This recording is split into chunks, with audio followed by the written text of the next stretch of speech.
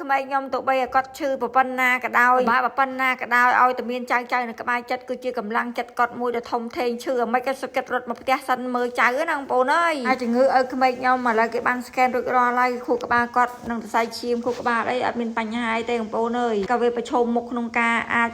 ដាច់សរសៃឈាមឬមួយក៏ស្លាប់មួយជំនាញខ្លួនដែរ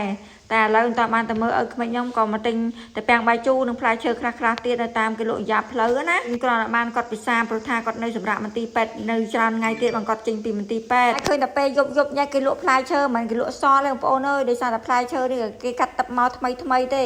យាយហេងតាក៏ថាប៉ាកែមែនតើដាំបានទាំងអាលឹកបានដាំបានទាំងសេរីចាមានទាំងផ្លែប៉ែកគឺខ្លួនឯងហ្មងណាដាំនិយាយទៅតែសារចាស់នៅស្រុកចិនដែរពេលខ្លះគាត់មិនបាច់ចំពឹងកូនអីទេ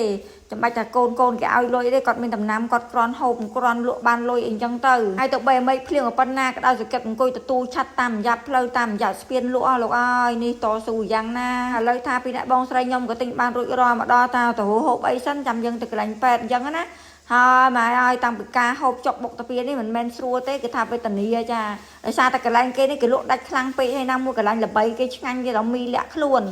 នៅស្រុកចិនម្ដុំនេះចាគេថាមានតែមួយតូបនឹងទេដែលឆ្ងាញ់ហើយលក់ដាច់ជាងគេដូច្នេះក៏អត់មានកន្លែងអង្គុយទេប្តីខ្ញុំទៅការលើកតុកលើកកៅអីចាខ្លួនឯងបងប្អូនអើយបំរត់ការខ្លួនឯងទេគឺអត់មានកន្លែងហូបទេខ្ញុំសួរថាប្តីអាកន្លែងតនេក៏គោកមិនក៏មិនហូបអីមកហូបកន្លែងនេះកន្លែងនឹងឆ្ងាញ់ណា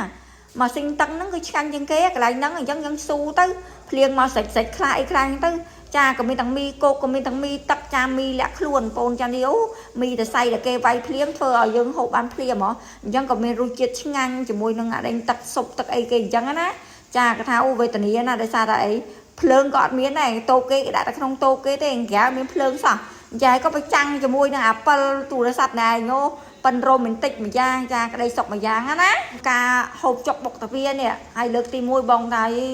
តស៊ូយ៉ាងនោះតស៊ូអាម៉េចតាំងពីម៉េចអត់ទៅភ្លៀងដល់ភ្លៀងខ្លាំងរត់ចូលក្នុងតូបគេវិញសំណាងថ្ងៃគេហូបហើយគេសមកតុកហ្នឹងកុំអីណាហាភ្លៀងហ្នឹងទៅឥឡូវចាចាប់ដើមមីលាក់ខ្លួនយើងបានមកដល់ហើយចានោះនិយាយពីថាតែ4-5នាក់ទេនិយាយពីមកហូបឲ្យពេញទៅតុកប៉កែហូបមែនទៅសើហើយកូនខ្ញុំវិញហូបដាច់មាត់ចោលហ្មងគេចូលចិត្តណារឿងមីហ្នឹង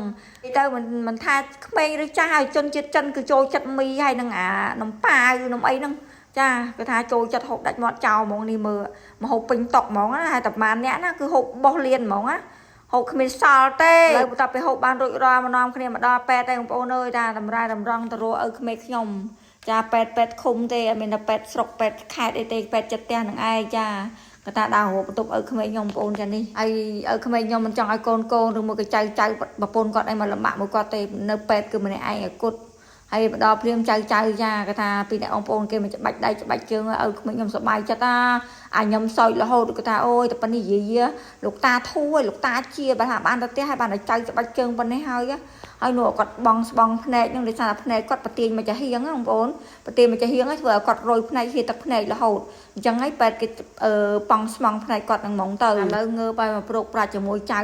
មិនដឹងអីទេដឹងឲ្យសោចគេដឹងតាឈឺអីទេលោកអើយក្មេងខ្ញុំគាត់រឹងមាំគាត់មិនងាយបញ្ចេញអាការៈដែលទុនជ្រាយឈឺចុកចាប់ឲ្យកូនចៅឃើញទេគាត់ធ្មត់ស៊ូទ្រាំម្នាក់ឯងខ្ញុំអាណិតគាត់ទៅថងកន្លែងហ្នឹងហ្មងបងប្អូន